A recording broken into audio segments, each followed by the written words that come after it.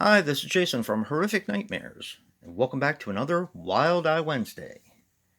Today we're going to be talking about Hawaiian ghost stories. But before I get into my review, I wanted to take the time to thank Wild Eye for sending me this copy to review for you guys. They have an awesome company. They are definitely where it's at with independent horror. I'm going to put the links to their YouTube channel and their official website in the description box below. Definitely check them out. Hawaiian Ghost Stories is a 2016 film which runs 61 minutes, and it's actually based on a miniseries or is part of a miniseries called Hawaiian Urban Legends Archive. This was very hard to find information on, so kind of bear with me. Okay, this is a Cousins Brothers film. It's directed by Brett Cousins and edited and sound is done by Blake Cousins. Now, the people that star in this are Orlando Smith, Blake Cousins, Brett Cousins, Carmel Cousins, and Peter B. Now, from what I could find on the IMDb, like I said, this was originally a miniseries, and this breaks into 4 parts. This is an anthology, or it's a miniseries of shorts that were compiled together to form an anthology, which is kind of what I'm getting. So you have your wraparound, which is a storyteller is telling a bunch of children ghost stories and urban legends that are Hawaiian. This one I gave a 7 to. I thought it was fairly convincing, and the kids were kind of cute, and they kind of played their parts well, trying to act scared and so on and so forth.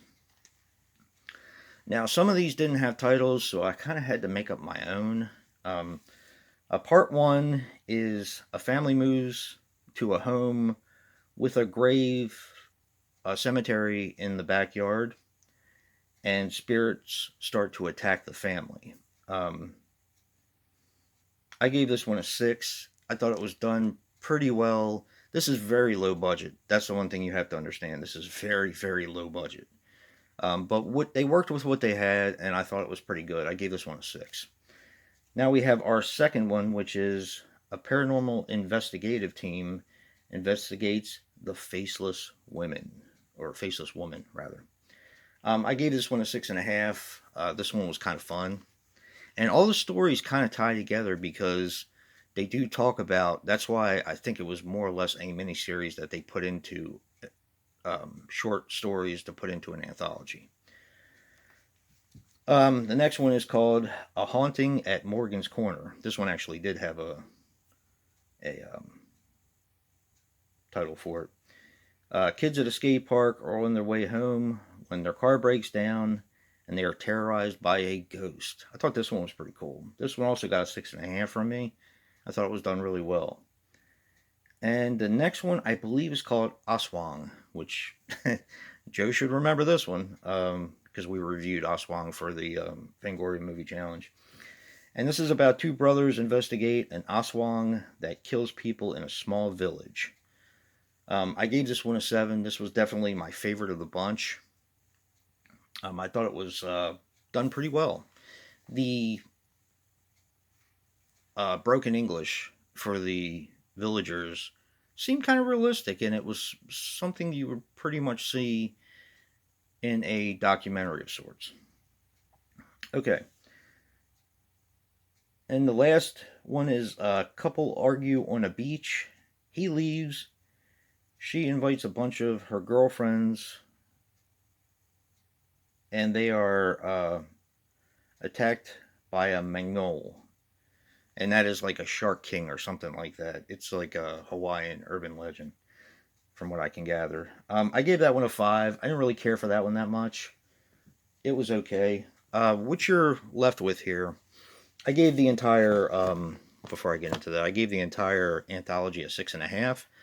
I didn't think it was done well. I didn't think it was done that poorly based on the resources that they had. You have to know what you're going into when you watch some of these because it's very low budget. And like I said, this was a mini series that they kind of cobbled together, I'm pretty sure, to create an anthology. Now, there's a lot of shaky cam. There's a lot of out of focus shots. Um, but I will say this.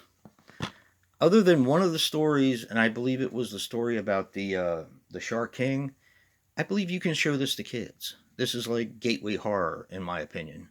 Kind of like, and I know Hobbs reviewed this, and he kind of said it best. This is kind of like Goosebumps a little bit. Not terribly scary, not terribly gory. Actually, there really isn't much gore in it to begin with. It's just interesting stories. I liked it. Like I said, I think had they had more means, they could have done a better job. But you have what you have, and like I said, this seemed like from what they said, like a television show that, once again, I'm saying this, that they cobbled together to make a anthology. I thought it was pretty cool. Like I said, I gave it a 6.5. Not exactly my best score, but as long as you know what you're getting yourself into when you watch it, I think you can appreciate it for what it is. Another special thank you to Wild Eye, and if you like what you're seeing here, hit that like button and subscribe. And until next time, peace.